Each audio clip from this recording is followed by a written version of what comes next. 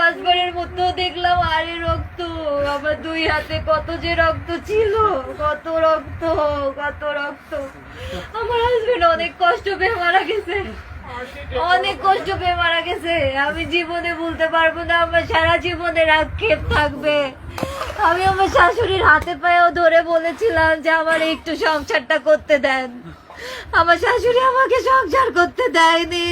আমার আক্ষেপ থেকে যাবে, আমার বয়স কুড়ি, আমার সারা জীবনের আফসোস থেকে যাবে আমার হাজবেন্ডকে নিয়ে, যাকে আমি জীবনে প্রথমবার ভালোবেসেছিলাম। আমার স্বামীকে, তাকে নিয়ে আমার সংসার করা হলো না। আমি কিভাবে বাঁচবো? ও নিঃশ্বাস নিতে পারতেছে না, ওর গা কত যে শক্ত ছিল, ঠান্ডা ঠান্ডা, ওর হাত পা শক্ত। ও যে কত সুন্দর ছিল, ও যে কত সুন্দর ছিল, আমার হাজবেন্ডের মতো সুন্দর ছেলে আমি দেখি নাই আমার লাইফে, আমার লাইফে দেখি নাই। ও আর আসবে না, ও আমাকে এসে জড়িয়ে ধরবে না। ও যাওয়ার আগে আমাকে একবার বলেও গেল না, যাওয়ার আগে আমার একবার হাগও করলো না, জড়িয়েও ধরলো না। ও নিজের মতো চলে গেল। কত অভিমান, কত কষ্ট নিয়ে যে ও চলে গেল,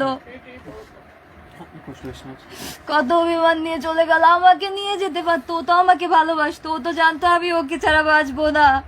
ও তো আগে আমাকে শুট করতে পারতো, তারপর তো নিজেকে শুট করতো, দুজনে একসাথে চলে যেতাম, তাহলে তো এত কষ্ট সহ্য করতে হতো না। আজকে আমাকে এই যে প্রেস মিডিয়া, এই যে লাইভে আসতে হচ্ছে আমার স্বামীর মৃত্যু নিয়ে, আমার স্বামীর মৃত্যু নিয়ে আমাকে কথা বলতে হচ্ছে।